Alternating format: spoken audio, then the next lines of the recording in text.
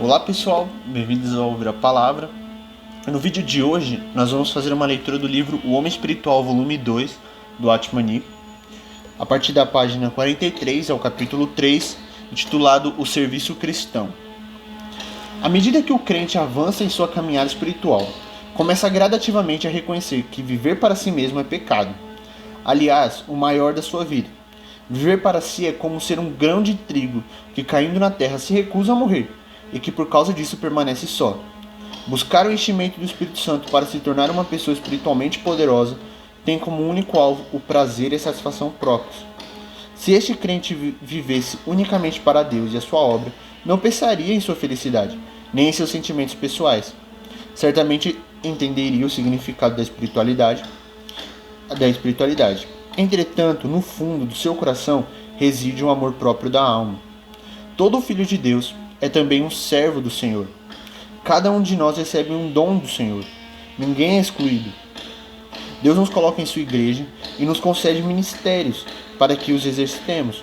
O propósito de Deus não é fazer do espírito do crente um reservatório de vida espiritual que vá se secando depois de algum tempo. Se a vida de Deus ficar estagnada em nós, logo começarão a surgir sintomas de sequidão.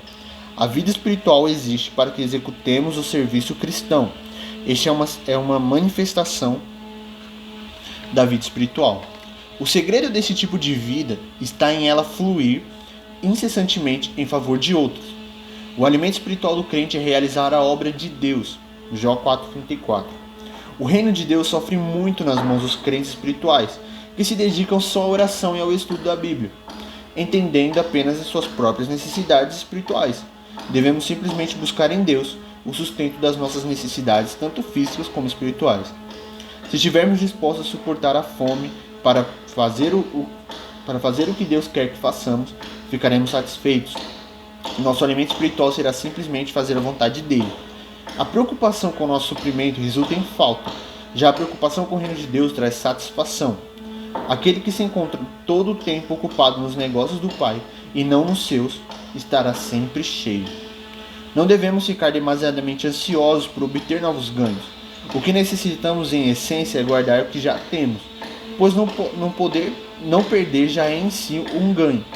O segredo para reter aquilo que possuímos é utilizá-lo. Enterrar algo é certamente uma forma de perder. Quando um crente permite que a vida do seu espírito flua livremente, ele não apenas ganhará os outros, mas a si mesmo também.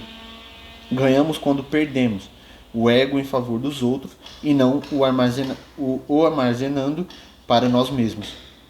Um homem espiritual libera sua vida realizando o trabalho espiritual.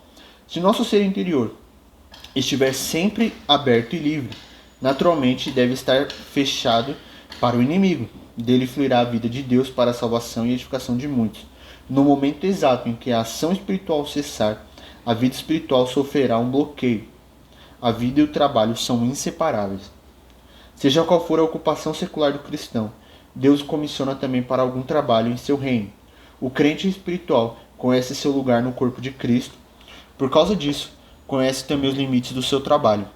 Cada membro tem sua função. Sua missão consiste em desempenhar essa função. Alguns dons têm por finalidade beneficiar certos membros em particular. Já outros beneficiam todo o corpo. Devemos reconhecer os limites de nossos dons e atuar dentro desses limites. Contudo, muitos falham. Alguns se afastam da sua obra e com isso sufocam o desenvolvimento da sua vida espiritual. Já outros se estendem demasiadamente, causando prejuízo a si mesmo. Se usarmos as mãos e os pés de forma errada, teremos problemas. Assim como quando não os usamos de forma nenhuma. Como já vimos, guardar a vida espiritual para si próprio certamente constitui uma maneira de perdê-la. Contudo, trabalhar indiscriminadamente também pode prejudicá-la.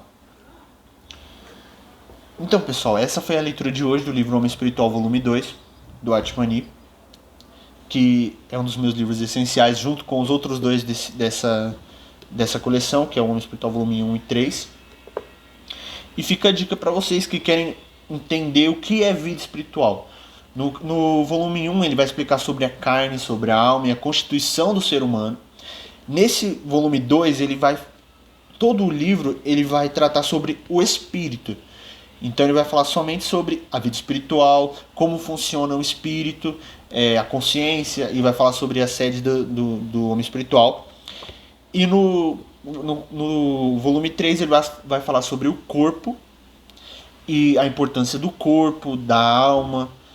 Então são 3 livros que falam que é um tratado sobre vida espiritual. Então, se você tiver interesse de conhecer sobre mais e mais profundamente sobre a vida espiritual, é muito importante você ler este livro aqui.